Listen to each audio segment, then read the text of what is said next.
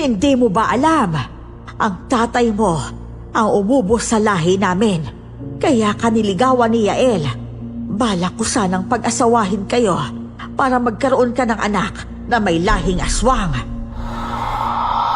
Kaya pala kahit anong pang-uutos sa akin ng apo mo, hindi ko siya nagugustuhan dahil may mga balak pala kayo. Parang hindi na magbabago ang pasya mo, Christy.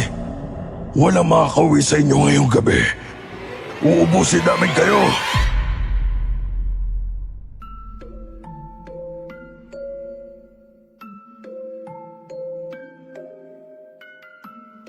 Sampung taon lang ako noon nang mawala ang mga magulang ko.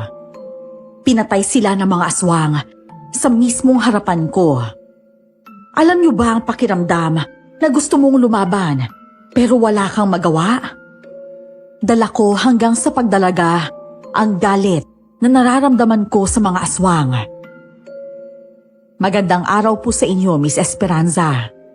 Ang kwentong isasalaysay ko ay may kaugnayan sa aswang. Ako nga po pala si Christy at ito ang aking kwento. Bago ko simulan ng storya, huwag kalimutang mag-subscribe bilang suporta sa ating channel. Magandang umaga, Christy. Ay nako, maganda na sana ang umaga ko kanina eh. Pero ngayon, hindi na. Bakit naman? Dahil siguro nakita mo ko, no? Buti alam mo. May babalita lang ako sa'yo. Alam mo ba yung driver ng isang bus? Yung rutang papuntang Baryo na Buwal? Wala na raw planong bumalik sa pagmamaneho. Eh paano naman yun makakapagmaneho ulit? Napilayan siya sa braso at binti. Tapos may sugat pa sa iba't ibang bahagi ng katawan. Kawawa nga siya eh. Buti nakaligtas pa. Maayos na siya ngayon. Kaya lang, wala na talaga siyang planong bumalik dahil sa aksidente. Ang kwento niya, may aswang raw na sumalakay sa kanila. Malakas ang kutob ko na nagsasabi siya ng totoo. Kung talagang may aswang, edi sana walang nakaligtas sa kanila. Malakas kasing uminom si Mang Jun. Kaya iniisip ng ibang driver na naaksidente sila dahil lasing siya habang nagmamaneho. Pinuntahan ko siya kahapon sa ospital. Takot na takot nga siya eh. Nararamdaman ko na nagsasabi talaga siya ng totoo. Ayaw nga sana siyang payagan ng kumpanya na umalis dahil walang papalit sa kanya. Lahat naman kasi ng mga driver dito may mga ruta ng pinapasok. Ang balita ko nga, marami ding pasahero ang nawawala sa baryong yun. O di kaya minsan, nabibigla na lang si Mang Jun na may namamatay na pasahero. Hayaan mo na sila. Mag-alas 7 na pala. Alis na yung bus na pinagkukonduktoran mo. Binibilisan ko na nga ubusin ang pagkain ko eh. Pero dumating ka naman. Ang ganda mo talaga, Christy. Ay nako, maiwan na nga kita. Naiinis talaga ako kapag nakikita ko yung pagmumukha mo.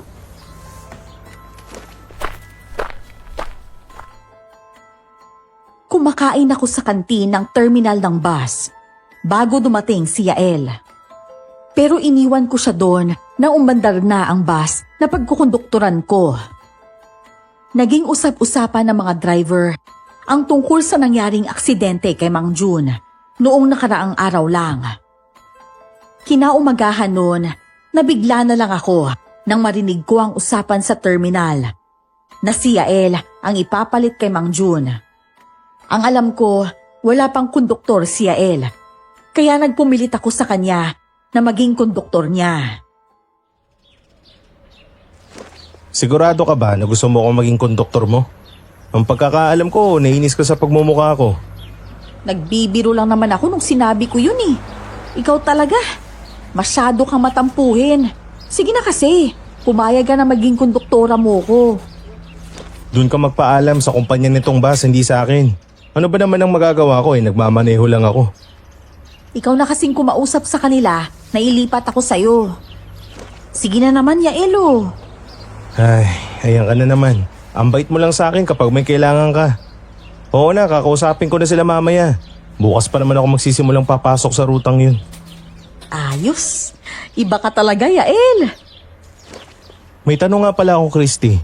Ang sabi mo sa akin, naniniwala ka sa kwento ni Mang Jun na may aswang doon. Hindi ka ba natatakot na baka tayo naman ang atakihin ng aswang? Hindi. Tsaka kasama naman kita, kaya alam kong ligtas ako. Ay na pala si Aling Gemma oh. Maglalako na naman yan ng prutas sa baryo ng Naboal. Kung tanongin kaya natin siya tungkol sa sinasabi ni Mang Jun kung may aswang ba talaga sa baryong yun. Ikaw na mag-usisa sa kanya kung gusto mo. Tara, lapitan natin. Wala naman siyang masasakyan na bus galing dito dahil wala nang bumabiyahe papunta doon. Bukas pa ako magsisimulang magbiyahe.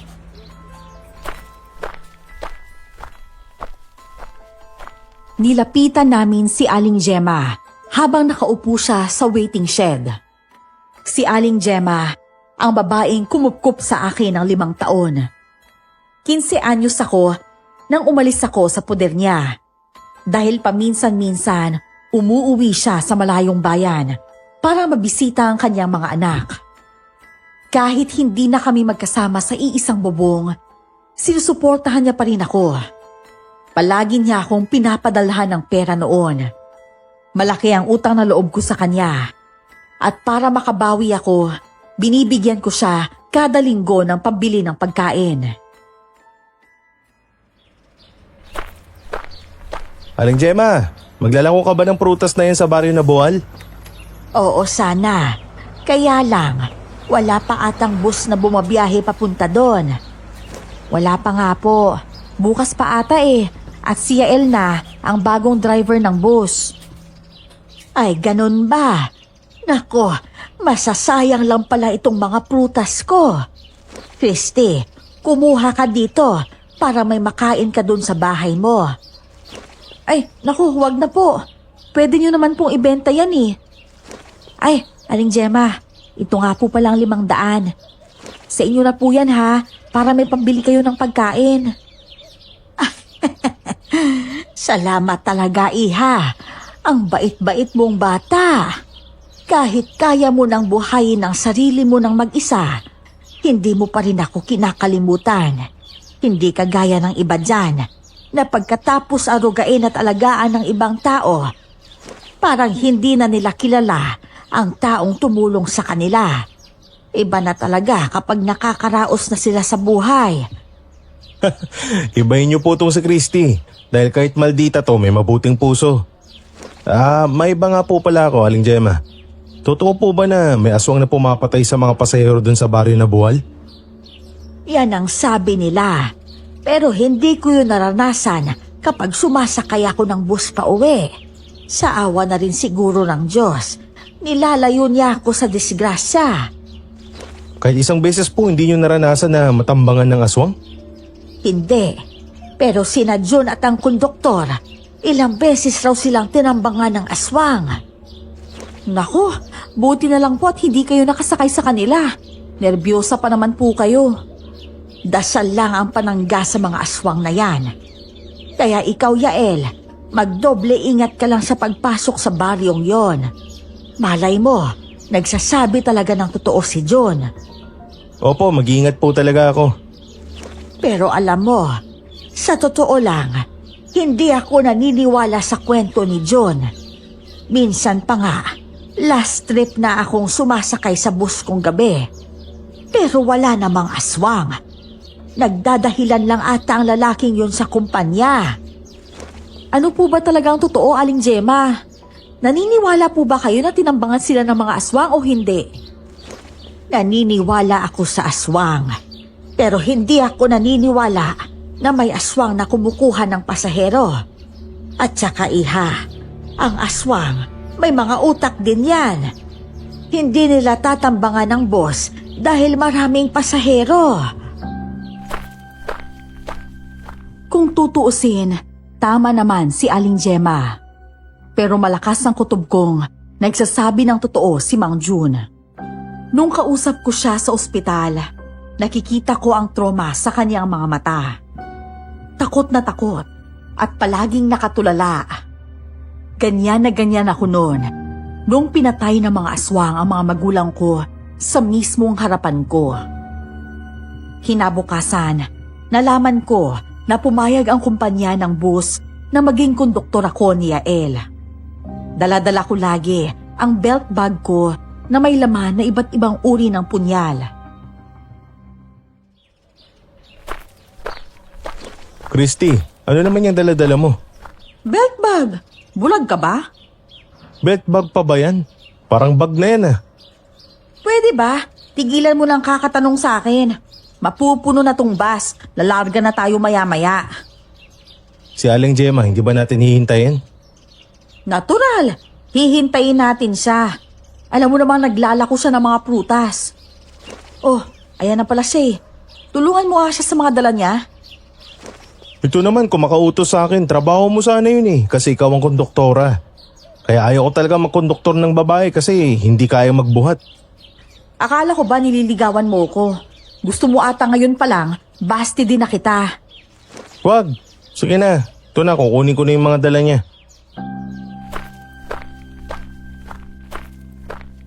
Napuno na ang bus. Kaagad na kaming umalis ni Yael. Si Aling Gemma naman ay nasa tapat ng bintana dahil nahihilo daw ito kapag sa gitna siya uupo. Ilang minuto lang ang nakalipas. Biglang tumigil ang bus. May sumakay na matandang lalaki. Doon siya umupo sa tabi ni Aling Gemma. Maya-maya pa, lumapit ako kay Aling Gemma para bigyan siya ng tubig.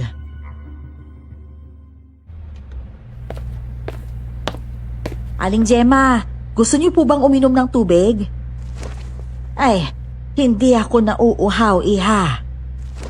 Iha, baga ba kayong uuwi mamayang gabi? Hindi ko po alam eh.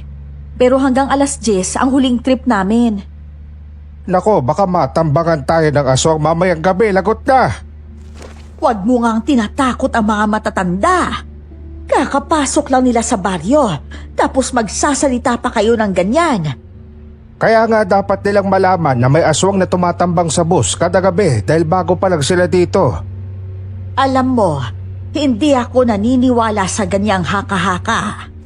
Umaga sumasakay ako ng bus papasok sa baryo.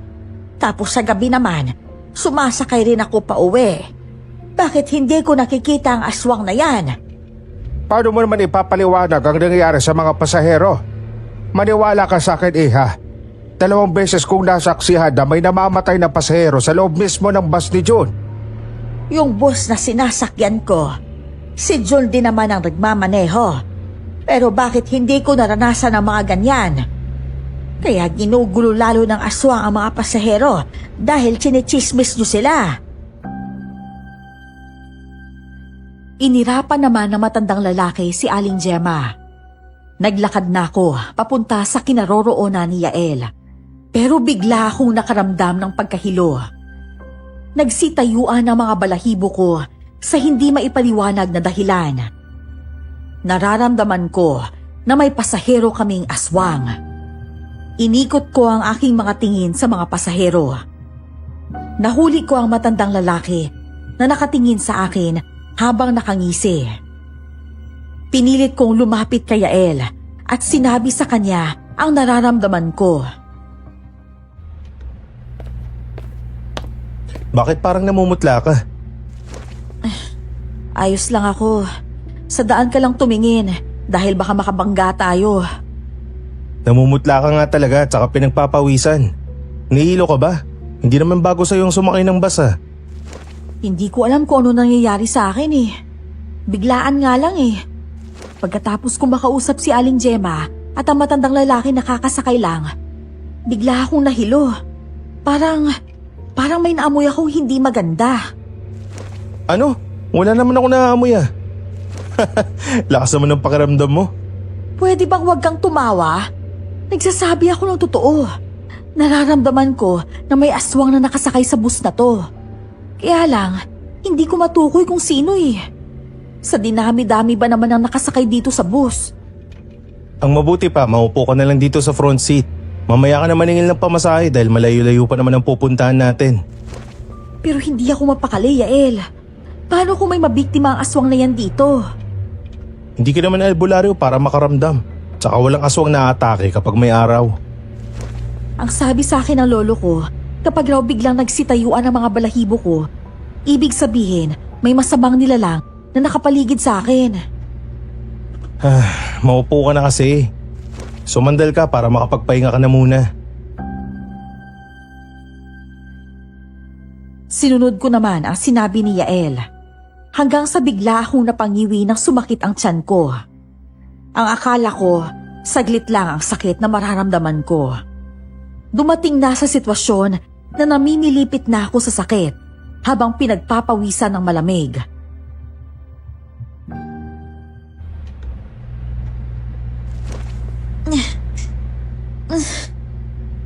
Yael, ang sakit talaga ng tiyan ko. Ano? Teka sandali. Dadaan lang tayo sa lugar kung saan may banyo. Paano ba yan? Wala pa akong gaanong alam sa lugar na to eh. Hindi ako magbabanyo. Parang hinuhukay ang tiyan ko. Hindi ko talaga kaya eh. Sobrang sakit talaga. Ganito na lang, hihinto muna tayo ng saglit. Bahala na sila dyan. Kung nagmamadali sila, di maghanap sila ng ibang masakyan. Ayan, may nakita na akong malaking espasyo para paghintuan nitong bus. Pwede bang pakitanong si Aling Gemma kung may gamot siya? O di kaya panghaplas para sa sakit ng tiyan? Sige, sandali lang. Bilisan mo ha. Oo, ito na, alis na ako. Maraming pasahero ang nagtataka kung bakit huminto kami. Pinaliwanag naman sa kanila ni Yael kung ano ang nangyayari. Maya-maya pa, bumalik na si Yael at kasama na nito si Aling Gemma. Nakita ko sa mukha ng matandang babae ang pag-aalala sa akin ng mga oras na yon. Iha, anong nangyayari sa'yo? Sobrang sakit po ng tiyan ko eh. Meron po ba kayong gamot dyan? Ay nako, wala akong gamot dito. Ay teka lang, magtatanong ako sa ibang pasahero para matulungan ka. Kawawa naman si Christy. Putlang-putla na sa sobrang sakit ng tiyan niya. Mga kasama, meron ba dito sa inyo ang may dalang panghaplas sa tiyan? Ano ba ang nangyayari? Nako, kanina pa naghihintay ang taong kikitain ko dun sa baryo. Masama ang pakiramdam ni Christy. Kung nagmamadali ka, mauna ka doon. Lumipad ka kung gusto mo. Sino lang merong panghaplas dyan? Pairamid nyo na sila para makaalis na tayo kaagad. Ayun, may panghaplas ang isang babae doon. Kunin mo na doon, Yael, para mahaplasan na natin ang tiyan ni Christy. Paano kaya ako? Ako, unang araw ng biyahe ko dito, parang na-trauma na kaagad ako. Hindi kaya, nausog ka, iha. Halika rito, hahaplasan muna natin ng laway ang tiyan mo. Naglagay ng laway si Aling Gemma sa kanyang palad at hinaplos niya yon sa tiyan ko. Makalipas ang ilang minuto, nakahinga ako ng maluwag nang mawala ang pananakit ng tiyan ko. Kaya lang, hindi pa rin nawala ang nararamdaman kong pagkahilo. Nagsimula na kaming bumiyahe ulit para mas maaga kaming makarating sa aming pupuntahan. Tanghali na nang makarating kami sa baryo na Buwal. Kaagad na bumaba si Aling Gemma para pumunta sa palengke. Kasabay nito ang matandang lalaki na nagmamadali. Nabangga niya pa ako, pero hindi man lang siya lumingon sa akin. Oh, ayos ka na ba, iha? Opo, nawala ng pananakit ng tiyan ko, pero nahihilo pa rin po ako eh. Baka naman naninibago ka sa biyahe. Mas malayo kasi ang rutang to kaysa sa mga rutang pinupuntahan mo. Kaya nga po eh. Oh, paano ba yan, Aling Gemma? Kailangan na naming umikot sa buong bayan para maihatid ang ibang pasahero. Saan po ba kayo maghihintay mamayang gabi kapag uwian na? Ay, doon banda sa may waiting shed. Yung nadaanan natin doon paliko. Sige po, mag-iingat po kayo ha. Ikaw ang kailangang mag-ingat, iha. Gamay ko na ang lugar na to kasi tumanda na ako sa pabalik-balik dito. Christy, sumakay ka na, ikot pa tayo. Nandyan na! Sige, mauna na po ako. Nagmadali akong sumakay ulit. Konti na lang ang mga pasaherong natitira sa loob. Umupo ako sa front seat para magpahinga. Nang mga oras na yon, unti-unting nawawala ang pagkahilo ko.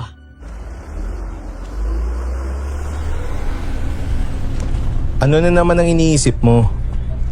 Napansin ko lang to ha.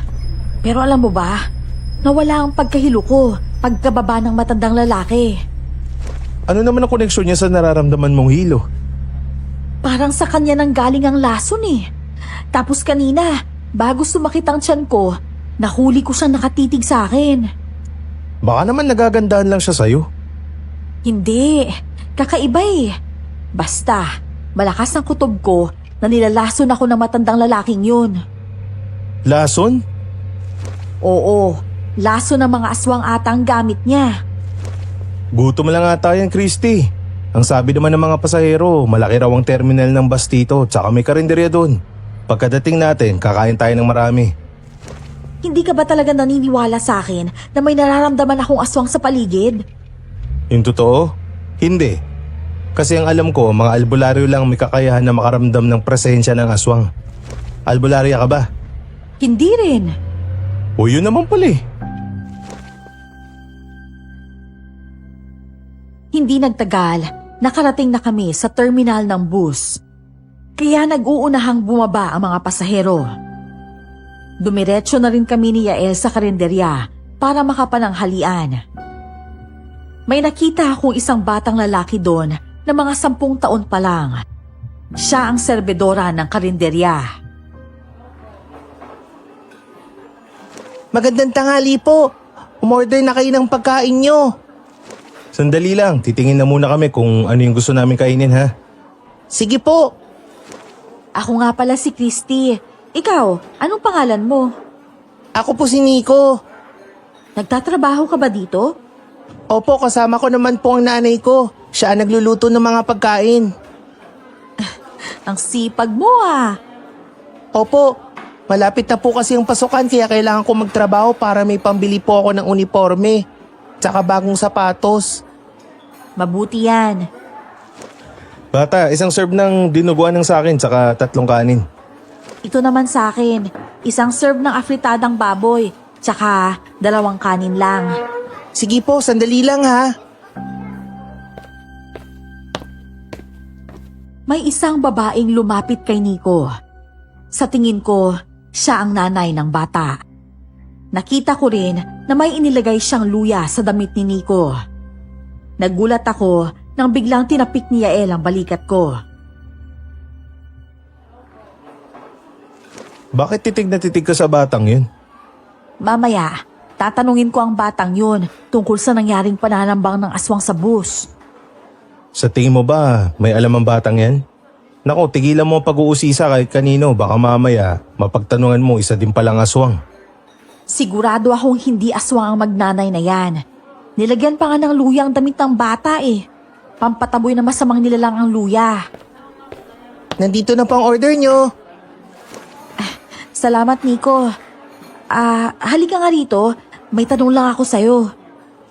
Ano naman po yun? Saan ba kayo nakatira? Dun pa po sa San Isidro. San Isidro? Eh di ba may kalayuan yun dito? Opo, kaya lang hindi kami nakakauwi kasi wala nang bus na bumabiyahe papunta sa amin. Meron na, kami ni Ate Christy mo. Talaga po? Oo, kami ang bagong inutusan ng kumpanya na pumasok sa rutang to. Kung ganon, makakauwi na pala kami ni nanay. Nay! Nay, halika po! Nay, sila po ang bagong nagmamaneho ng bus papunta dito. Makakauwi na po tayo sa atin. Makikita na po natin si tatay at ang kapatid ko. Teka, nasaan naman si Mang Jun? Nadisgrasya kasi yung bus na dala niya nung nakarang linggo. Nasa ospital pa rin po siya hanggang ngayon. Ano? Ay, sus Mariosep. Nay, kailangan po nating agahang makauwi mamaya. Kasi po baka nagsimula na naman magbantay ang aswang ng mga pasahero. Nagsisimula? Ibig mong sabihin, meron talagang aswang na nananambang sa mga pasahero? Oo, iha. Meron. Delikadong magbiyahe ng gabi sa baryong to. Sumusunod ang aswang sa bus at posibleng nakakasakay pa sila. Hindi. Kung ganun, nagsasabi ng totoo si Mang Jun? Sabi ko sa'yo, di ba? Malakas talaga ang kutob ko na nagsasabi ng totoo si Mang Jun, pero ayaw mong maniwala sa akin. Sa totoo lang, kukonti na lang ang mga pasaherong bumabiyahe tuwing gabi. Alam na kasi nila kung anong pwedeng mangyari sa daan. Kung ganun, kailangan natin makaalis dito ng alas 4 ng hapon. Yun nga sana. Kami kasi ng anak kong si Nico, 2 linggo nang hindi nakauwi. Kailangan kong makauwi ngayon dahil may sakit ang isa kong anak. Kami po ang pinakahuling biyahe galing dito. Alas 10 ng gabi ang alis namin. Kailangan nating sundin yon. Baka malaman ng kumpanya na hindi tayo sumusunod. Pwede nila tayong tanggalan ng trabaho. Kung totoong may aswang sa baryo na to, kailangan natin makaalis ng maaga. E paano si Aling Gemma? Alangan namang iiwan natin yun. Patay na. Si Aling Gemma pala. Ano ba? Huwag kang matakot dyan. Paano kung magpakita sa atin ng aswang na yun sa gitna ng kalsada? Baka madisgrasya pa tayo at mamatay. Akong bahala sa aswang na yan. Ang gagawin mo lang, tumingin sa daan at magmaneho na maayos. Kahit gustong-gusto ni Yael na umuwi ng maaga, wala itong nagawa nang pigilan ko siya. Alas 7 ng gabi, nagsakayan na ang mga pasahero. Kasama na doon ang magnanay na sina Nico at Selena. Totoo nga, nakukonti lang ang mga pasaherong sumasakay. Hinintay namin ang alas 10 ng gabi bago kami umalis ng terminal. Ramdam kong natatakot si Yael, pero pinapalakas ko ang loob niya.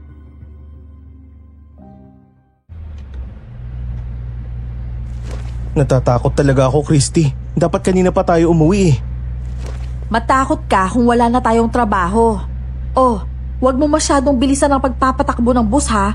Gusto mo atang maunang makita si San Pedro eh. Saan nga pala natin dadaanan si Aling Gemma?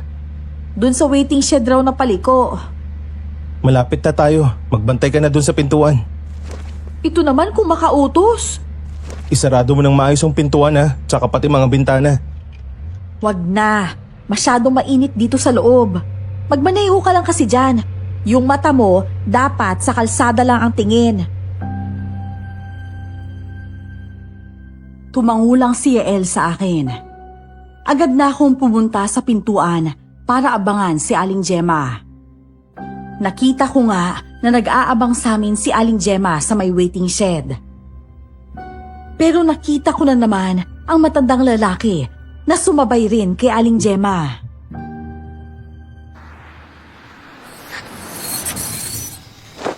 Aling Gemma, halika na po. Ay, buti naman at dumaan na kayo. Ang akala ko, hindi kayo uuwi ngayong gabi. Wala naman po kaming matutulugan dun eh. Sa loob na kayo ng bus mag-usap. Mauna ka na kasing pumasok sa bus kung nagmamadali ka.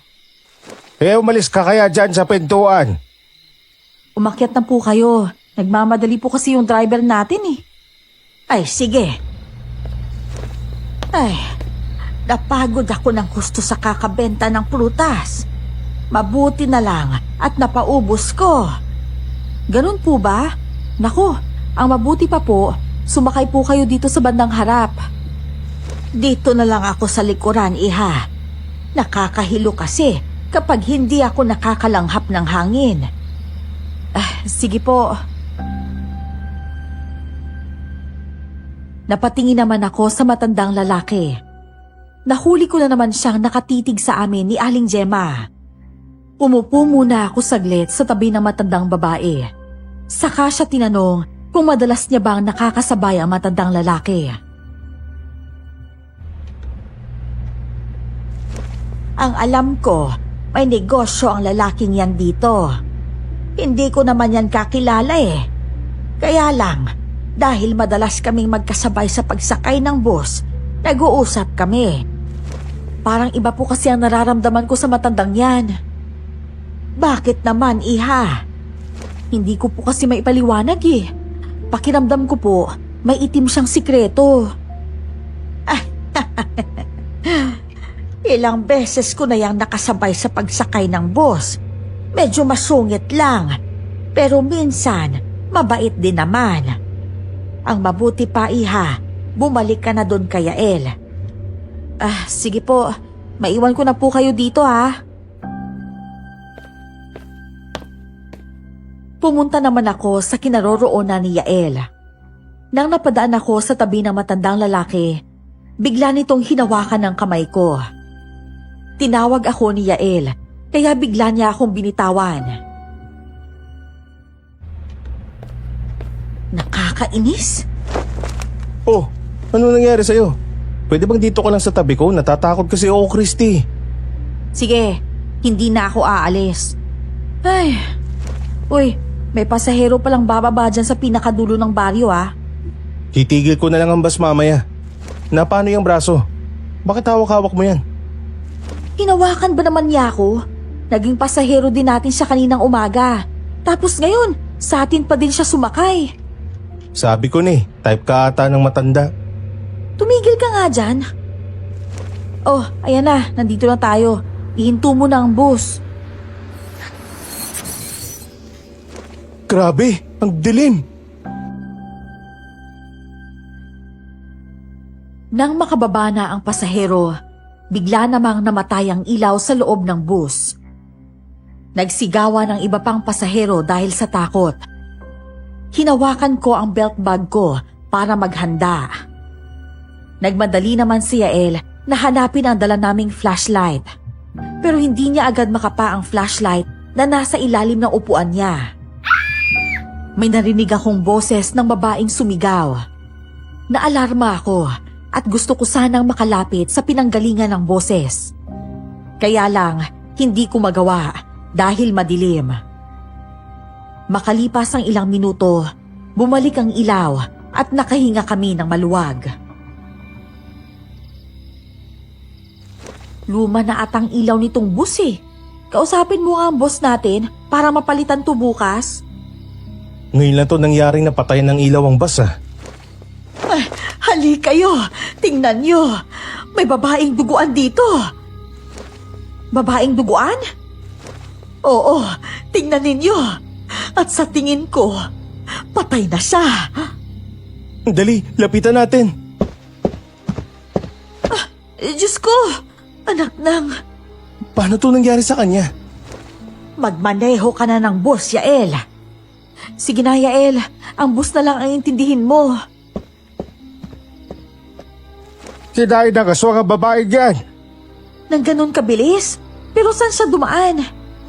Iha, huwag mo nang intindihin.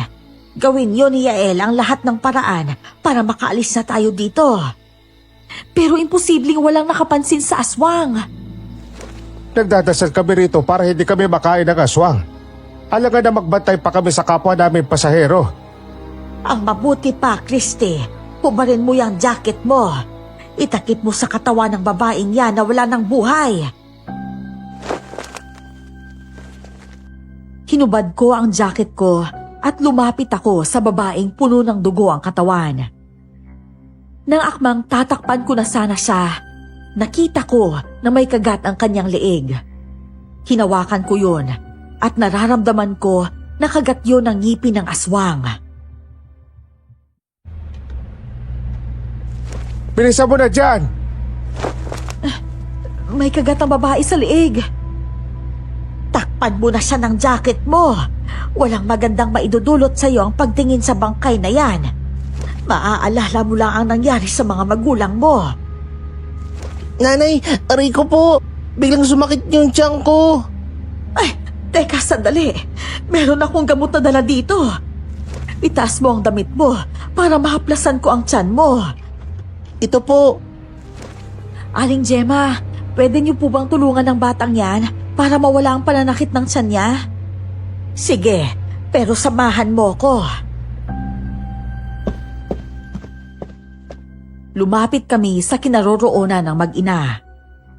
Kagaya ng nangyari sa akin kaninang umaga, namimilipit ang bata sa sobrang sakit.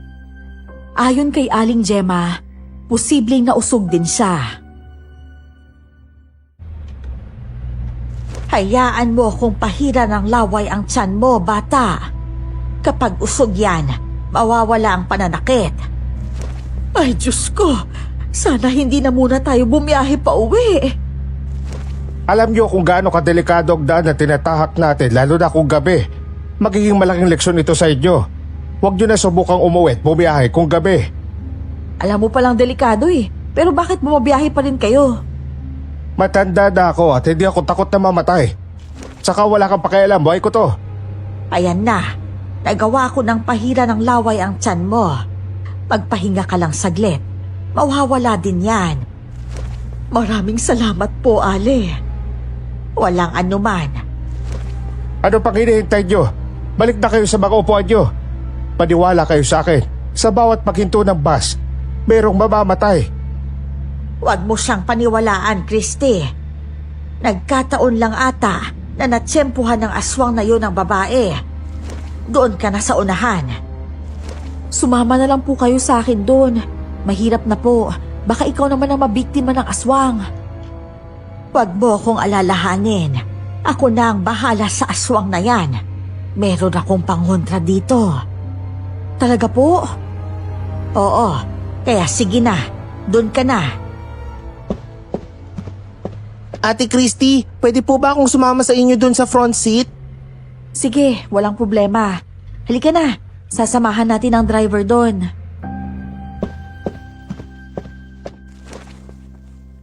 Nang makaupo ako sa front seat, napapansin ko na ang nanginginig na kamay ni Yael habang nagmamaneho. Hinawakan ko yun. Nagulat naman ang lalaki sa ginawa ko. Ngumiti ako sa kanya para kumalma siya. Hindi natatalab ang magandang ngiti mo sa akin dahil sa nangyayari. Tsaka bakit mo pa sinama ang batang yan dito? Mamaya may mangyari pang masama dyan. Alam kong natatakot ka, pero huwag kang mag-alala. Hindi kita pababayaan. Dito muna uupo sa tabi ko si Nico, ah. Totoo po atang nausog ako. Nawala na po kasi yung sakit ng tiyan ko eh. Ano bang magagawa mo para protektahan ako laban sa aswang? Maski nga ikaw natatakot ka rin eh. Hindi ako takot. Sa totoo lang, gusto kong makita ang aswang na yan. Para saan at gusto mo siyang makita? Kung pwede nga lang sana na hindi ko makita ang halimaw na yun. Ano naman ang gagawin natin sa bangkay ng babaeng yun? Idadaan natin ang bangkay sa police station. Doon lang sa kasunod na bayan. Yari na tayo niyan. Baka tayo pa masisi sa nangyari. Hindi yan. May nakita akong kagat sa leeg ng babae. Kinagat siya nung namatay ang ilaw. Sigurado din ako na ininom ang dugo niya. Baka vampirang pumapatay ng pasahero at hindi aswang. Aswang ang pumapatay. Paano ko alam? Simple lang. Ganyan na ganyan ang nangyari sa mga magulang ko nung pinatay sila ng aswang. Kinagat sila ng aswang sa leeg. Ano? Oo, Yael. Isa sa dahilan kung bakit sumama ako dito ay dahil gusto kong mapatay ang aswang na yan. May kakayahan ka bang mapatay ang aswang? Oo, galing ako sa pamilyang mangangatay ng aswang. Nung nalaman ko na dito ang ruta mo, pinilit ko maging konduktora mo para mawakasan ko ang masasamang gawain ng aswang na yan. Mangangatay ng aswang? Yung pumapatay ng aswang? Ganun na nga, pinaghandaan ko ang pagpunta natin dito. Huwag kang mag-alala, meron akong dala dito na pamatay ng aswang. Ibig niyo pong sabihin ate, kaya niyo pong pumatay ng aswang? Ito ang unang pagkakataon na papatay ako ng aswang. Kaya hindi ko alam kung kaya ko. Pero susubukan ko siyang labanan at patayin sa abot na makakaya ko. Paano mo naman mapapatay ang aswang na yan kung wala kang dalang gamit? Meron, dito sa loob ng belt bag ko. May patanim ako dito na ginagamit din ng tatay ko noon para pumatay ng aswang.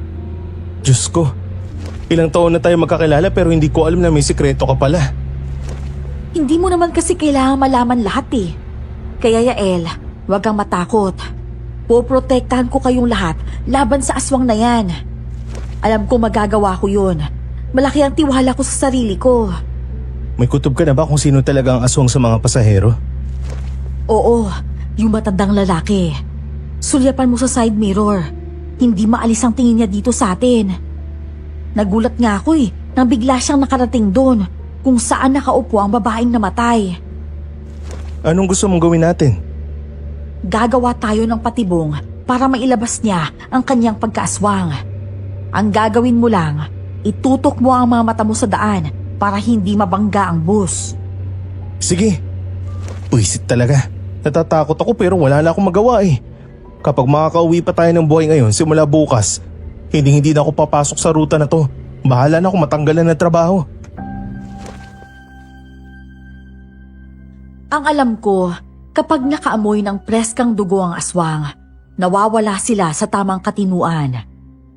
Nilabas ko ang dala kong punyal at sinugatan ko ang aking daliri. Saka lumapit sa kinaroroonan ng matandang lalaki.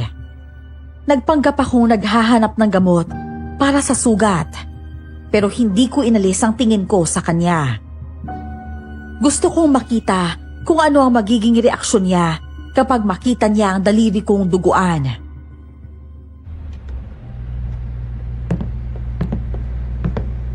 Manong, may gamot po ba kayo para sa sugat? Na paano ba yan? Aksidente ko pong nahawakan ng blade eh. Wala akong gamot dito. Doon ka maghanap sa iba. Saka pwede ba? Huwag ka nga lapit sa akin. Naiirita ako sa pagmumukha mo. Ang sungit niyo naman po. Oh, Christy, anong nangyari sa'yo? Bakit may dugo yung daliri mo? Nasugatan po ako dun sa blade na hinawakan ko eh. Ang sakit-sakit nga po eh. Ay nako, ikaw talaga. Bakit kasi hindi ka nag-iingat? Masyadong mabagal ang pagpapatakbo ng driver sa bus. Kaya hanggang ngayon, hindi pa rin tayo nakakarating. Hindi po kasi pwedeng bilisan ang pagmamaneho nitong bus. Paano po kung madisgrasya tayo? Iniisip lang din niya ang kaligtasan nating lahat. Isipin mo ha, 6 na oras ang kailangan nating ibiyahe paalis sa baryo na to. Pero mas lalong binabagalan ng driver. Sa tansya ko, bago tayo tuluyang makaalis sa bayan ng Nabual, tatakbo sa 8 oras. Aswang atang driver na yan eh. Okay lang po. Ang mahalaga, makauwi tayo ng ligtas. Saka hindi aswang si Yael. Matagal ko na po siyang kakilala. Oo nga naman. At kung gusto mo palang makauwi ng maaga, dapat 5:00 pa lang sumakay ka na sa ibang sakayan. Umalis ka nga, babae ka sa harapan ko. Natatakot ako habang tinitignan yung dugo sa daliri mo. Natatakot po kayo? Alika na, Christy. Doon na tayo sa bandang likuran. Hinila ako ni Aling Gemma papunta sa likuran ng bus. Sa nakikita ko, kalmado lang ang matandang lalaki habang nakasandal sa kanyang inuupuan. Dumadaloy pa rin ang dugo sa daliri ko, kaya tinalian yun ni Aling Gemma ng panyo. Christy, baka pwedeng pakisabi kay Yael na bilisan niya ng konti ang pagmamaneho.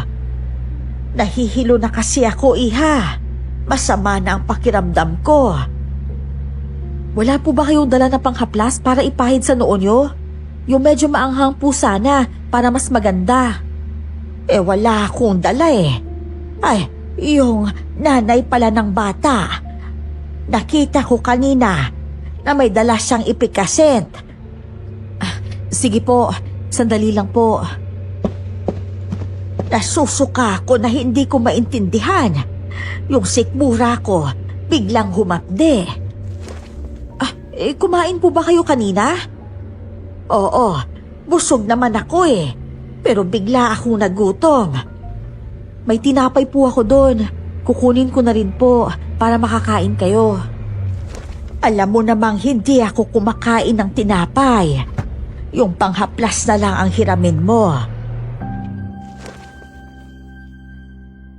Tumango naman ako sa kanya at mabilis na lumapit kay Ate Selena. Nakikiramdam pa rin ako sa paligid ng mga oras na yon. Handang-handa na akong makalaban ng aswang. Napatigil ako nang may malanghap akong kakaibang amoy. Amoy na naging dahilan para mahilo ako. Ate Selena, baka pwede pong humingi ng efficacent nyo. Abay oo, syempre naman. Sino ba maghahaplas niyan? Si Aling Gemma po. Ah, ganun ba? O sige, ito iha. Ay, nahihilo na talaga ako. Parang masarap matulog sa biyahe. Nako, wag po kayong matulog, Ate Selena. Labanan niyo po ang antok. Dahil baka nandito lang ang aswang sa paligid natin. Pinipilit ko ngang labanan. Pero parang kusang pipikit ang mga mata ko. Ang naaamoy natin ay galing sa aswang. Kaya lang, hindi natin matukoy kung sino sa mga pasaherong nandito ang aswang. Pero meron akong pinaghihinalaan. Kaya lang, wala pa akong sapat na ebidensya. Ang anak ko. Kahit anong mangyari, iligtas mo ang anak ko. Mahigpit na hinawakan ni Ate Selena ang kamay ko. Bumalik na ako sa kinaroroonan ni Aling Gemma. Nadatnan ko siyang namimilipit sa sakit.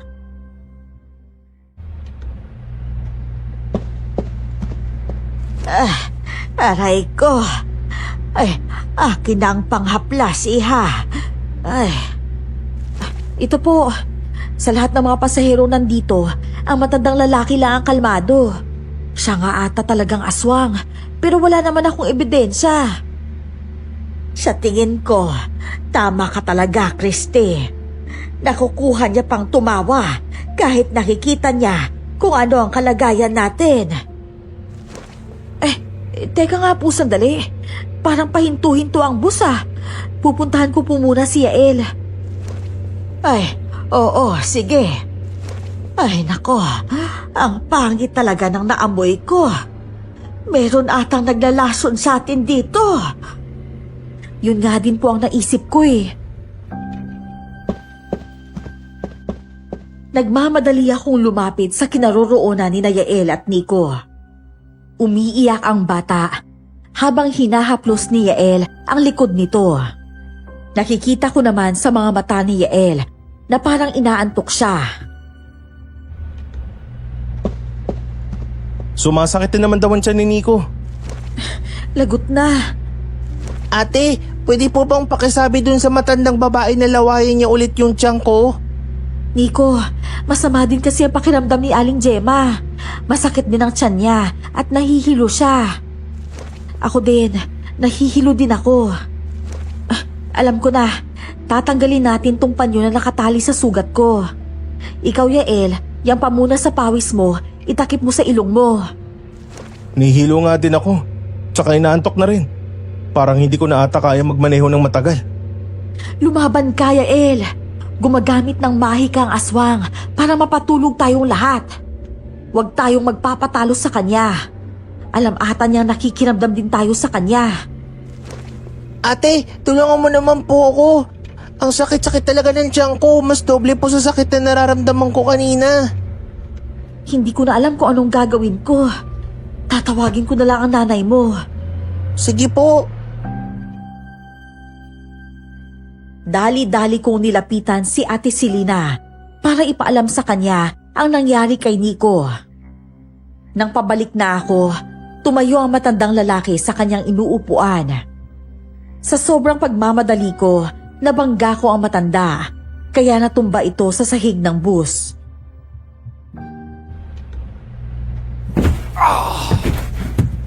Bulag ka ba? Nakita mo naman tumayo ako sa inuupuan pero binagga mo pa rin ako. Nagmamadali po kasi ako. Ay, teka, ano po yung pinulot niyo sa sahig? Wala to. Umalis ka na nga. Akin na po yan. Ano ba? Huwag mong pinakikialaman ang mga gamit ko, walang yaka. Ikaw ang walang hiya. Akin na yan para malaman ko kung ano ang laman yan. Akala mo ba hindi ko nababasa kung anong laman ng utak mo, ha? Kanina ko pa napapansin na ako lang ang binabantayan mo. Kaya hindi ako makakilos ng maayos. Hoy! Bakit mo sinampal si Christy? para magising na siya sa katotohanan. Ilayo mo sa akin ang babaeng yan. Baka hindi pa ako makapagpigil at anong magawa ko sa kanya. Halika na, Christy. Lumayo ka sa matandang yan. Mahuli ko lang kayo sa akto, papatayin kita. Tandaan mo yan. Ako pa talaga tinakot mong babae ka. Hinaplasan ni Ate Selena ng efficacy ang tiyan ni Nico. Namumungay na ang mga mata ni Yael sa sobrang antok, kaya binatukan ko siya ng malakas. Aray ko naman! Kailangan kong gawin yon para mawala ang antok mo. Alam mo bang sinampal ako ng matandang lalaki doon kanina? Ano? At bakit? Mabuti pa, bababain na lang natin yung matandang yan. Wag! Hindi siya pwedeng makatakas. Naduduling na talaga ako, Christy. Natatakot ako na baka mabangga tayo kapag pinilit ko pang magmaneho. Pakiusap, Yael. Huwag kang tumigil. Mamamatay tayong lahat sa kalyeng to kapag hininto mo ang bus. Nasa lugar pa tayo na walang katao-tao at mga ilaw. Alam na matanda na minamanmanan ko ang kilos niya, kaya siya nagalit. Sigurado ka na ba talaga na siya ang aswang? Oo, siguradong sigurado ako, lalo na at may nakita akong gamit niya. Isang maliit na boteng may lamang likido. Yun atang ginagamit niya para mahilo ang lahat. Mag-isip ka na ng isa pang plano para mapatay mo ng aswang na yan. Tignan mo, nagkakagulo na ang iba nating pasahero. Yung iba naman humihilik na sa pagtulog.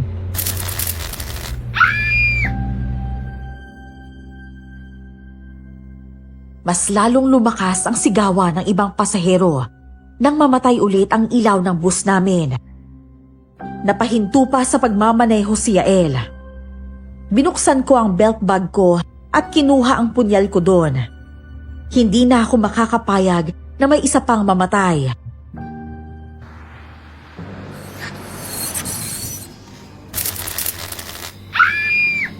Huwag ka na munang gumalaw kasi baka pasahero ang masaksak mo imbis na ang aswang. Pailawin mo na ang flashlight mo. Dali! Sige, ito na. Dumapa kayong lahat! Yael, sundan mo siya ng ilaw ng flashlight. Dalian mo! Oo. Papatayin kitang aswang ka! Sinalakay ko ang aswang gamit ang sagradong punyal ng tatay ko. Gumagalaw ang bus sa tuwing palipat-lipat ng pwesto ang aswang. Hindi din ito magawang tumingin sa ilaw dahil nasisilawan siya. Nahihirapan akong lumaban ng maayos dahil nagkakagulo ang ibang pasahero. Hanggang sa nagulat ako nang inatake nito si Yael. Napasigaw si Yael at tumalsik ang flashlight na hawak niya. Kuya Yael! Ay, Diyos ko! Si Yael! Yael! Tulungan mo ako, Christy. May sugat ako. Christy, lumapit ka dito. Mukhang napuruhan ata si Yael. Sobrang dilim. Wala akong makita. Mamamatay na ba tayong lahat dito dahil sa aswang? Hindi, anak. Hindi ako papayag. Nasa ka na, Christy? Itayo mo ako dito. Na mga sandaling yun, biglang bumalik ang ilaw. Doon na ako mabilis na kumilos. Lumapit ako kay Yael. May sugat siya sa braso. Sobrang lalim ng sugat niya at sobrang dami ng dugo. Napalingon naman ako sa mga pasaherong nandun. Wala nang bakas ng aswang. Napansin ko ang matandang lalaki na nakasiksik sa ilalim ng upuan. Takot na takot. Si Aling Gemma naman, ganun din ang ginagawa. Aray! Parang hindi ko na ata kaya na magmaneho. Magmamaneho ka, Yael. Pilitin mo dahil maraming umaasa na makaalis dito ng buhay. Kuya Yael, gusto ko pa pong makauwi. Ano kaya kung magpaiwan na lang ako para ako na lang ang kainin ng aswang? Natatakot ako na baka may masamang mangyari sa anak ko. Walang kailangang magsakripisyo. Tandaan nyo lang, kapag namatay ang ilaw, yun ang pagsalakay ng aswang. Hindi ko na talaga alam kung anong gagawin ko. Pigilan muna natin ang pagdurugo ng sugat mo para makaalis tayo kaagad. Christy, hindi mo kayang patayin ng aswang na yan. Malakas siya eh. Tapos sobrang tulis ng kuko niya. Tignan mo tong kinalamot niya sa braso ko. Bumaon ng gusto yung mga kuko niya. Kaya ko nga siyang labanan, pero dapat kaharap ko siya. May gamot akong dala dito para sa sugat. Ano? Meron kang gamot? Pero bakit naghanap ka pa ng gamot dun kanina nang masugatan ng daliri mo? Ginamot ko ang braso ni Yael at hinintay na tumigil ang pagdurugo nun. Inutusan ko sina Ate Selena at Nico na lumipat ng upuan sa likod. Pinag-usapan namin ni Yael ang sunod naming plano. Isasarado ko ang mga bintana. Sisiguraduhin ko na hindi yun mabubuksan ng aswang. Eh di mas lalo tayo manghihina dito kapag ginawa mo yun. Naamoy ko pa rin hanggang ngayon ang mabangong halimuyak na nagpahilo sa atin. May takip naman ang ilong mo ah. Paano mo ba naaamoy? Pwede ba, sundin mo na lang ako. Gusto ko kayong maligtas lahat at gusto ko mapatay ko ang aswang. Sige na, magsisimula na ba tayo sa pagbiyahe? Oo, paandarin mo ang makina. Saka ang alam ko, malapit na tayo sa kagubatan. Dumiretso ka lang. Meron pang ibang madadaanan bukod dun. Mas lalo tayo mapapahamak kapag dun tayo dumaan. Sobrang dilim din dun. Malapit ko na makilala ang aswang na yan. Bakit mo pinalipat ang magnanay sa likod? Para gawing pain. Ano? Ipapain mo sila laban sa aswang? Oo, ang pananakit ng tiyan ni Nico ay dahil sa aswang. Natitipuhan niya ang bata. Kaya lang, hindi niya ito magalaw dahil dito siya nakaupo sa unahan. Talino mo talaga. Pero siguraduhin mo lang na walang mapapahamak dyan sa plano mo. Aayusin ko muna ang mga wiring dito para siguradong hindi na mamamatay ang ilaw. Paano naman lalabas ang aswang kung hindi mamamatay ang ilaw? Pagkarating natin doon sa kagubatan, papatayin ko ang ilaw ng bus.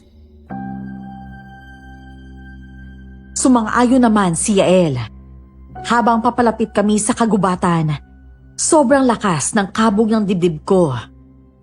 Maraming buhay ang gusto kong sagipin sa loob ng bus. Mabilis ko namang natapos ang pagkumpuni ng main switch ng ilaw. May sira nga talaga yon. Nang makarating na kami sa kagubatan, bigla kong pinatay ang ilaw. Kasabay noon ang paghinto ni Yael sa bus.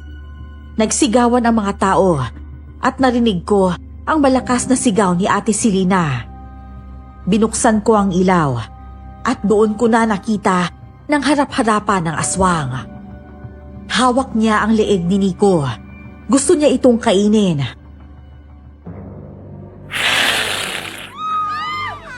Pakawalan mo ang bata. Ako ang harapin mo. Yael, bilangin mo ang mga pasahero. Alamin mo kung sino ang nawawala sa kanila. Sige, gagawin ko yun. Ang pangit ng aswang. Lintik na yan. Isa nga siya sa mga pasahero natin. Lalapitan ko lang ang aswang. Maiwan na kita. Tulungan ninyo ang anak ko. Parang awa nyo na. Kayong lahat, lumipat kayo dito sa unahan. Hayaan niyong ako ang haharap sa aswang na yan. Ate Christy, tulungan mo ko! Hindi ka makakagat ng aswang na yan, Nico. Sabi ko na nga ba natitipuhan mo ang bata. Kaya ginawa ko siyang pain para sa'yo. Huwag kang mangialam dito. Hayaan mong mapunan ko ang gutom ko sa gabing to. Hindi pagkain ng batang yan. Isa siyang tao. Tandang-tanda ko pa noon. Ikaw ang aswang na kumain sa mga magulang ko. Hayop ka. Papatayin kita. Naalala mo pa pala ako. Bata ka pa noon. Kung hindi lang ako naawa sa'yo, baka pinatay din kita. Sana nga, Pinatay niyo na lang ako dahil ang batang kinaawaan mo noon ang siyang papatay sa iyo ngayon. Hindi mo ako kakayanin. Kung gusto mo pang mabuhay, hayaan mo akong makaalis. Dala ang batang to. Iligtas niyo po ako. Ayoko po pong mamatay.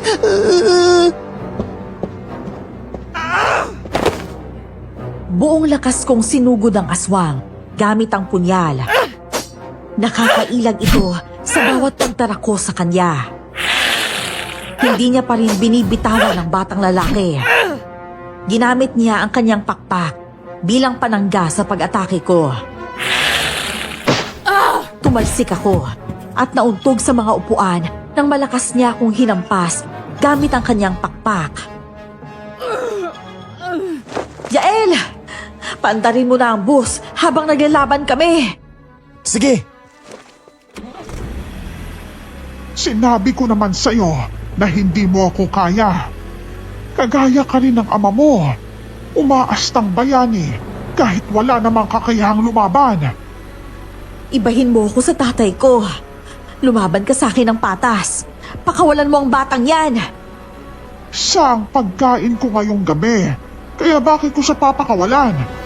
Isa pa, kaya naman kitang labanan kahit hawak ko pa siya.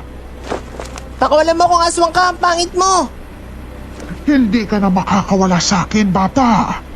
Kanina pa ako natatakam sa'yo. Alam kong masarap ang karne mo dahil mataba ka. Ayoko maging pagkain mo. Kung kanina, nagagawa mong ilagan ng punyal ko. Pero dito, sigurado akong matutunaw ka. Ay, hindi! Bendeta! Umanda ka sa aking babae ka! Papatayin kita! Pinakawalan niya ang bata at mabilis na sumugod sa akin. Bumapa ako sa sahig nang makalapit na siya. Tinarakan ko siya ng punyal. Kaya lang ay nagawa niya pa ring makailag. Nahuli niya ang kamay ko na may hawak na punyal at malakas niyang pinigayon. Sobrang sakit, kaya napangiwi ako. Sinuntok niya ako sa tiyan at hinampas ng pakpak niya. Pero bago pa man ako tumalsik palayo sa kanya, sinabuyan ko siya ng holy water. Buisit kang babae ka! Ang hapdi! Ang hapdi sa balat dahil sa bendeta mo! Hindi ako papayag na ako lang ang mapapatay mo. Ate Christy, ayos lang po ba kayo? Ayos lang ako. Doon ka na sa nanay mo para hindi ka niya mahuli ulit. Lalaban pa rin po ba kayo? Oo, lalaban ako hanggang kamatayan. Binabangga ng aswang ang katawan niya sa pintuan ng bus. Ang aswang! Tumatakas siya! Hindi siya pwedeng makatakas! Mabilis akong tumayo para muling atakihin ang aswang. Unti-unti na ring nasisira ang pintuan ng bus dahil sa lakas ng pagbangga nito. Tumalon ako ng mataas para tarakan siya ng punyal ko. Iilag pa sana siya, kaya lang winisikan ko siya ng holy water. Nawalan siya ng kontrol sa pagkilos dahil sa hapdi ng kanyang katawan. Nagawa ko siyang sugatan sa tiyan, kaya umangil ang aswang sa sobrang sakit. Walang hiya ka talagang, Christy ka! O ano? Akala ko ba malakas ka? Mahina ka. Wala kang kwentang nilalang. Kaya ang nararapat sa'yo, mamatay. Hindi ko matatanggap kung ang tulad mo ang makakapatay sa akin. Kung ganon, tingnan natin kung saan naabot ang lakas mo. Magkikita tayo ulit, Christy!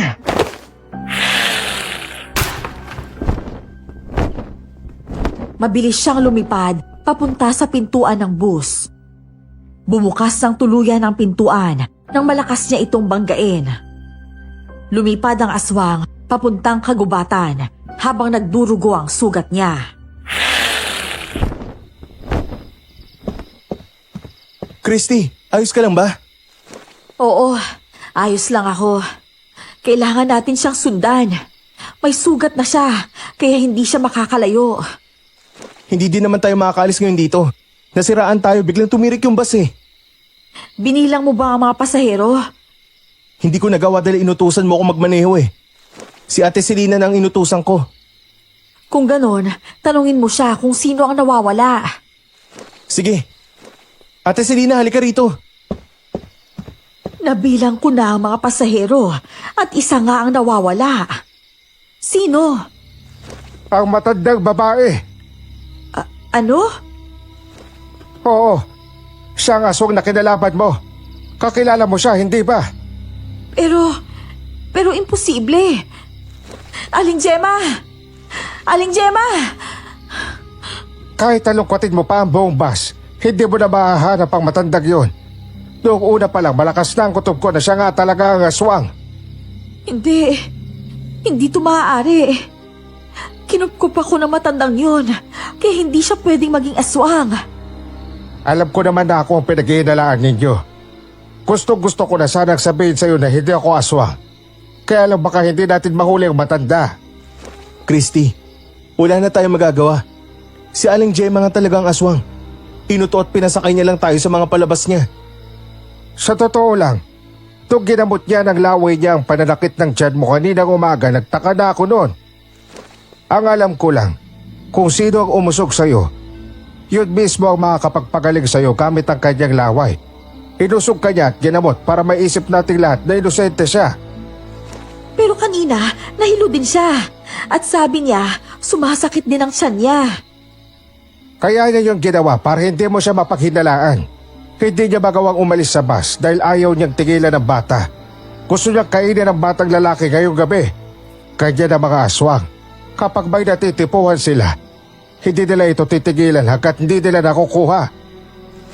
Ano bang plano mo gayong alam mo na kung sino yung aswang? Mahirap to para sa akin. Pero sisingilin ko siya sa lahat ng ginawa niya. Gusto kong malaman ang dahilan kung bakit niya pinatay ang mga magulang ko. At kung bakit niya ako niloko. Alam ko na may kakayahan kang wakasan ang kasamaan ng aswang na yon. Kailangan na natin siyang sundan para matultukan na ang kanyang kasamaan. Tutulong ba kayo sa paghahanap? Wala tayong kagamitan para mapatay ang aswang na yon. Mapapahamak lang kami kapag sumama kami sa inyo. Ako ang papatay sa kanya. Ang gusto ko lang, tulungan niyo akong mahanap siya. Mas madali natin siya mahahanap kung magtutulungan tayo. Papasok na kami sa kagubatan. Lumabas ang bilog na buwan. Sobrang laking pasasalamat namin dahil naging pabor ang gabing yon. Kailangan kong mamili ng mga oras na yon. Magpatawad o maghigante. Pero buo na ang desisyon kong patayin ang matandang babae. Nang dahil sa kanya, naulila ako ng maaga. Ang hindi ko lang maintindihan kung bakit niya ako inaruga sa loob ng 5 taon. Marami ang pumayag na sumama sa amin ni Yael para hanapin ang aswang sa gubat. Hanggang sa ayaw na ring magpaiwan ng iba. Kaya sumunod silang lahat sa amin. Talasan ninyo ang inyong mga mata. Tumingala din kayo sa itaas ng puno. Hindi na makakalipad ng matagal ang aswang na yun dahil sa sugat niya. Ang sabi ni tatay noon, ang mga aswang na nasugatan ng punyal ay mahihirapan ng gumaling. Sagadong punyal yun na may basbas na mga sinaunang manunugis. Kaya pala napakalakas ng agil ng aswang kanina dahil nasaktan siya ng sobra. Kung sagrado ka yan, kahit anong dila niya pa sa sugat niya, walang pag-aasang hihilom yun kagad. Mga kasama, ito tignan nyo. May naapakan akong dugo dito. Sigurado akong dito dumaan ang aswang. Tara na, sundan natin ang daan na yan. Sigurado po ba kayo na duguyang naapakan nyo? Oo, hindi ako maaaring magkamali. Bilisan na natin mga kasama.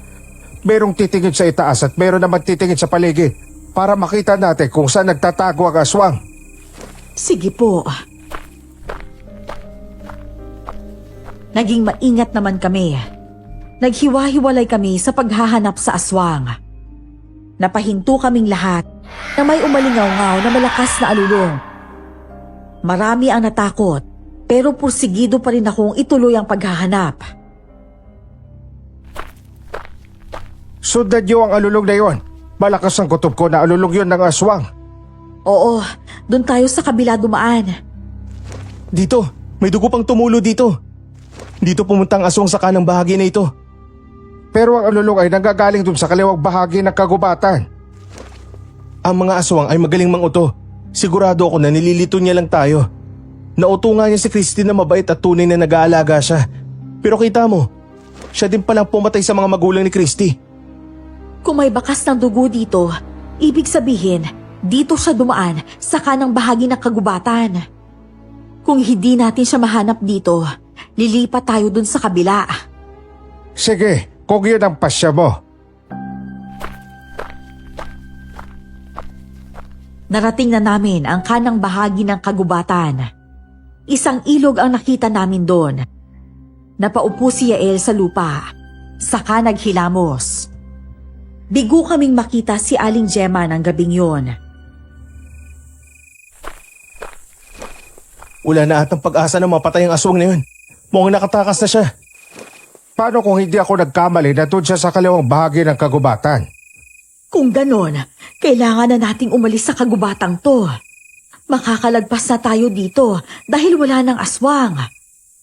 Malakas ang kutob ko na makikita mo pa rin ang matandang yun. Babalikan ka pa rin niya para patayin ka. Hindi gagaling ang sugat nun. Mamamatay din siya ngayong gabi. Ano ba ang desisyon mo? Babalik ba tayo o maghahanap pa tayo sa kaliwang bahagi ng kagubatan? Christy, umuwi na lang kaya tayo. Tignan mo, marami tayong mga kasama na gustong umalis dito. Hindi natin kabisado ang lugar na to. Malay natin kung may mga mababangis na hayop pala dito. Tama si Yael. Baka bigla tayong atakihin ng mga hayop dito. Sige, aalis na tayo dito. Tara na, bumalik na tayo lahat doon sa bus. Nagsialisan na ang mga kasama ko para bumalik sa bus. Nagpaiwan si Nico. Bigla niya akong pinigilan sa paglalakad. Seryosong nakatingin sa akin ang bata. At ramdam ko na may gusto siyang sabihin. Hinintay niyang kaming dalawa na lang ang maiiwan bago ito nagsalita.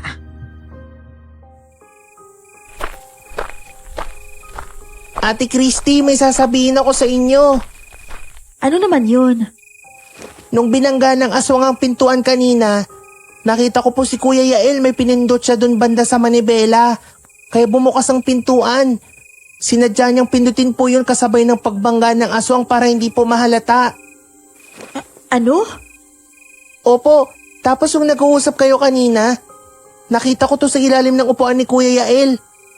Itong maliit na bote. Amoy niyo po kung ano yung laman niya. Ito ang amoy na nakakahilo sa loob ng bus. Nahilo ako bigla nang maamoy ko to.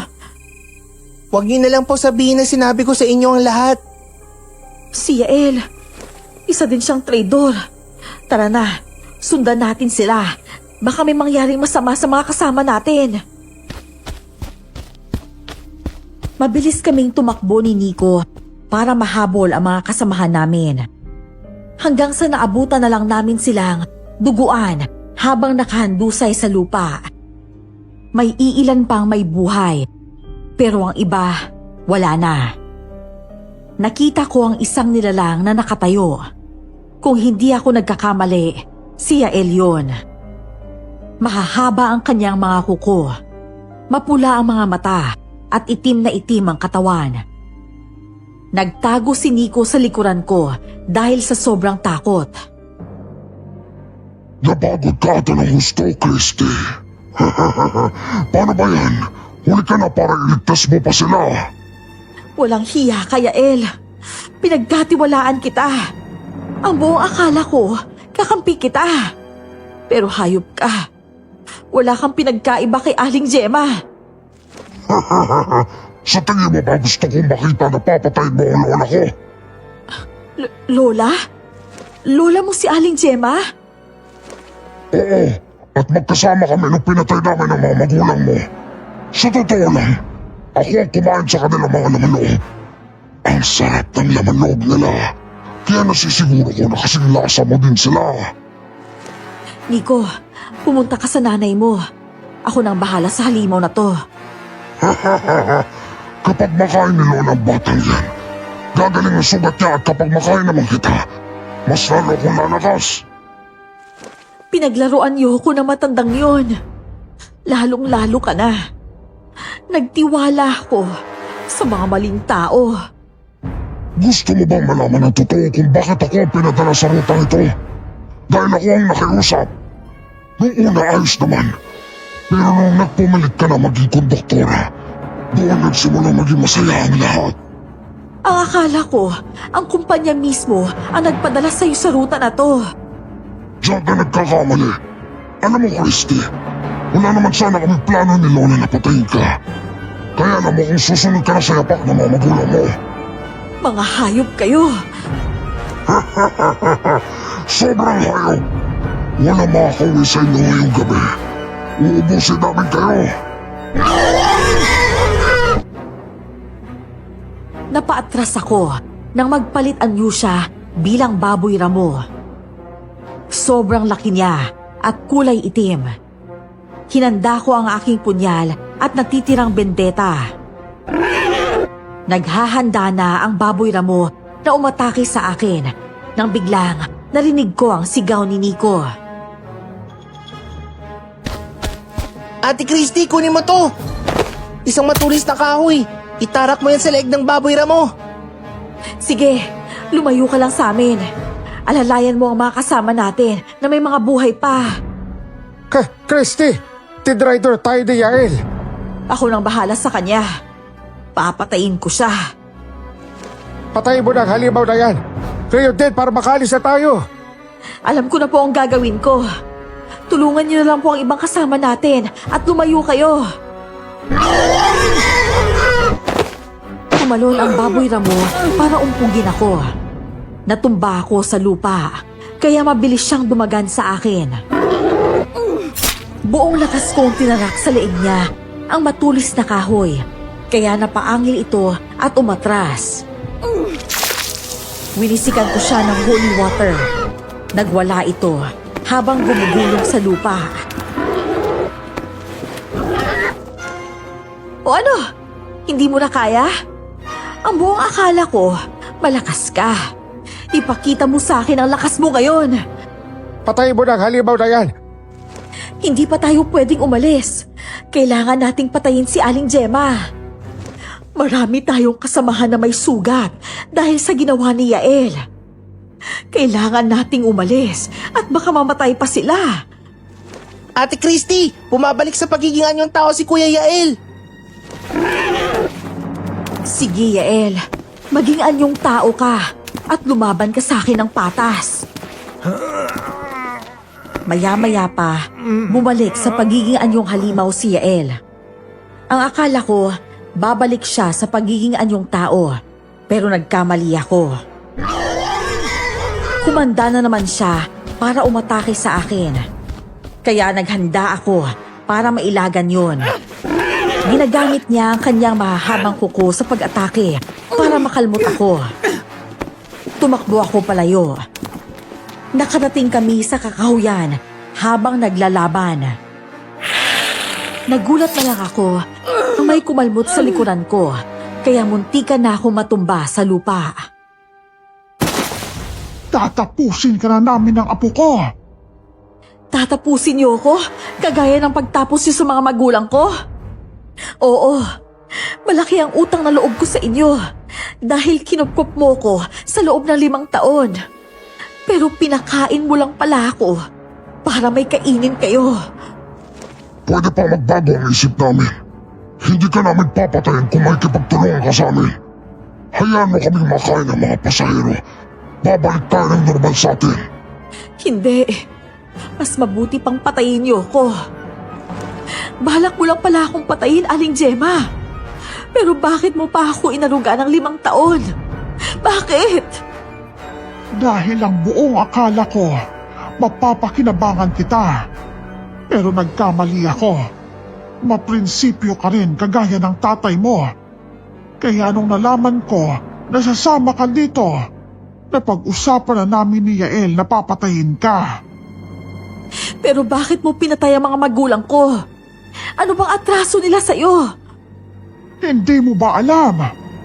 Ang tatay mo ang umubos sa lahi namin. Kaya kaniligawan ni Yael.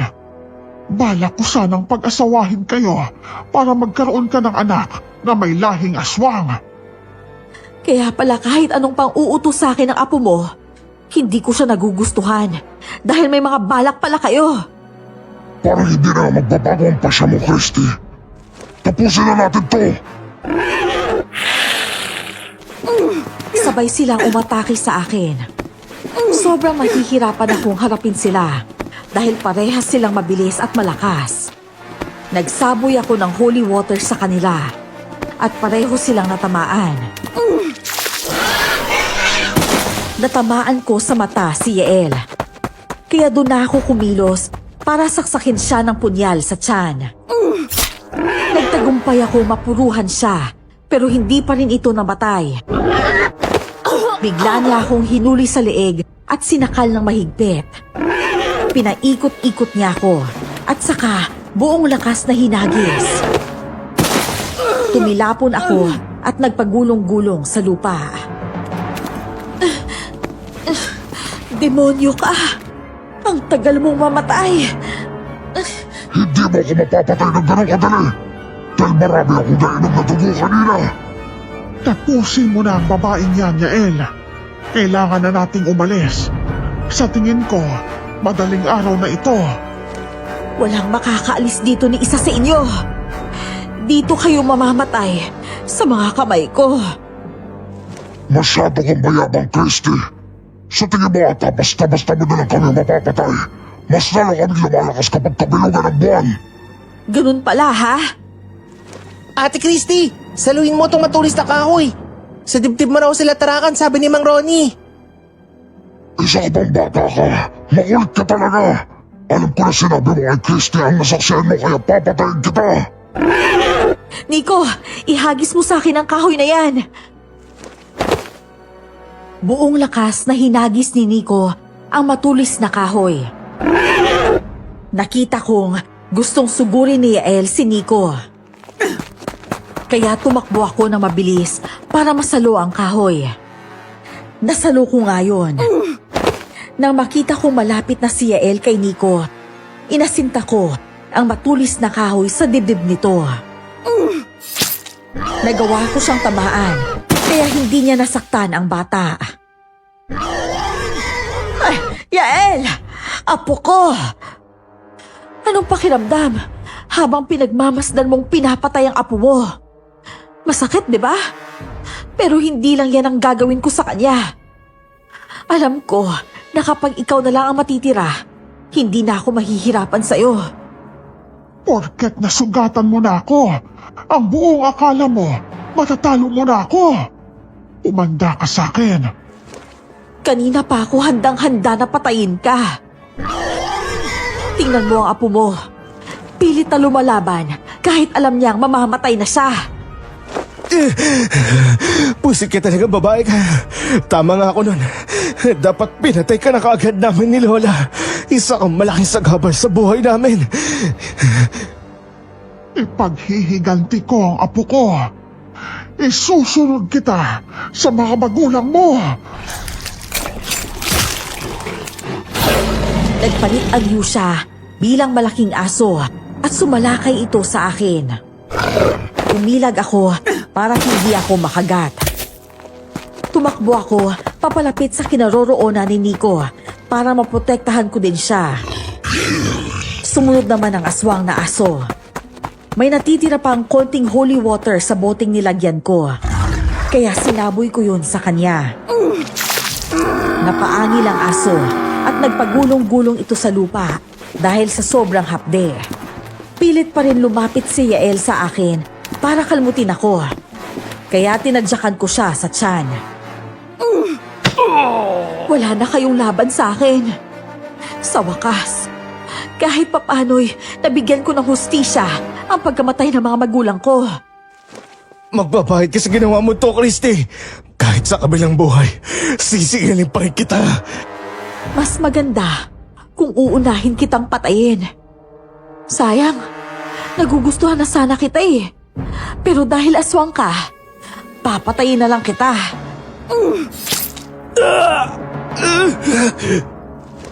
Sige pa, Ate Christy. Saksakin mo pa siya ng saksakin. Katapusan mo na, Yael. Ikumusta mo ko kay Satanas. Nalagutan ng hininga si Yael. Ang huli ko namang hinarap ay si Aling Gemma na ngayon ay anyong tao na rin. Galit na galit siyang nakatitig sa akin nang mapatay ko ang kanyang apo. Napatitig siya sa katawan ng kanyang apo na wala ng buhay. Anong pakiramdam na makitang mamatay sa harapan mo ang mahal mo sa buhay?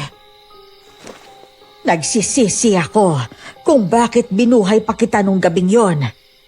Ikaw lang pala ang makakasira ng lahat. Masyado kong minaliit ang kakayahan mo bilang anak na manunugis. Wala akong ibang hangad kundi may paghiganti ang mga magulang ko. Nang dahil sa'yo, naulila ako ng maaga. Pinagkaitan mo ako ng magulang.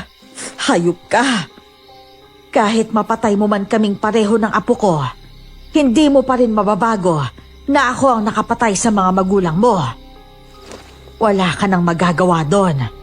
Maipaghiganti mo man sila, pero hindi mo na maibabalik ang kanilang mga buhay.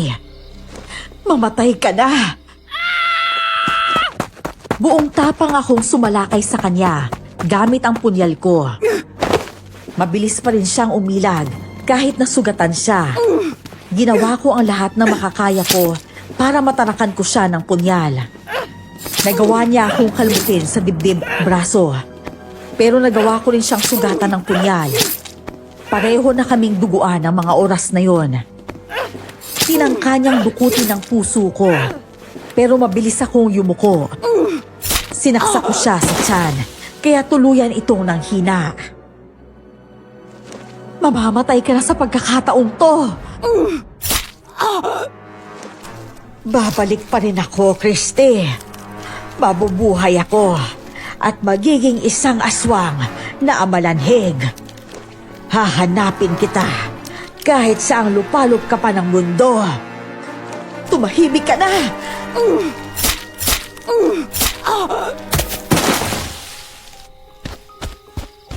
Nagawa mo silang patayin, Ate Christy. Ang tapang-tapang mo. Christy, Tico, nasa daang mga aswang. Napatay na po sila ni Ate Christy. Ha, talaga? Sigurado ba kayong patay na sila? Opo, patay na po sila. Kung ganon, bago natin iwan ang katawan nila, kailangan natin silang sunugin. May mga aswang na bumabalik pa rin kapag hindi sinusunog ang kanilang katawan. Paano po natin sila susunugin? Wala naman po tayong apoy. Meron akong dalang posporo dito. Tsaka ito, ang boteng nakita mo sa akin ay may lamang gas. Dinadala ko talaga yan upang pangontra sa mga aswang. Takot sila sa apoy. Kaya iniisip ko noon na kapag sinalakay ako ng aswang, liliyaban ko siya. Kung ganon, sunugin na po natin sila para makaalis na tayo. Sinunog namin ang katawan ng mga aswang bago nilisan ang lugar na yon. Bumalik kami sa bus. Kaya lang, wala nang magmamaneho pa uwi. Iilan na lang kaming nakaalis sa kagubatan. Sobrang saya ko dahil ligtas kami. Kaya lang, nandun ang lungkot para sa ibang pasaherong namatay. Hindi pa rin ata tayo makaalis dito kasi walang magmamaneho. Yung driver kasi natin aswang eh. May tiwala ba kayo sa akin? Ha, bakit naman? Wala akong alam sa pagmamaneho eh. Pero alam ko kung paano nila galawin ang manibela at preno. Susubukan ko kahit dahan-dahan lang. Sigurado po ba kayo, Ate Christy? Oo, susubukan ko para makaalis na tayo dito. Marami ang kailangang gamutin Kaya hindi tayo pwedeng maghintay na lang dito. Sige, pero kung hindi mo kaya, wag mo nang pilitin. Sige po, maghanda na kayo. Aalis na tayo ngayon.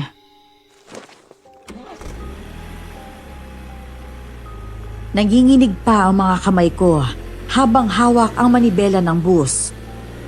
Nagpagewang-gewang pa ang bus nung una. Pero habang tumatagal, nahuhuli ko na rin kung paano ang tamang pagpapatakbo.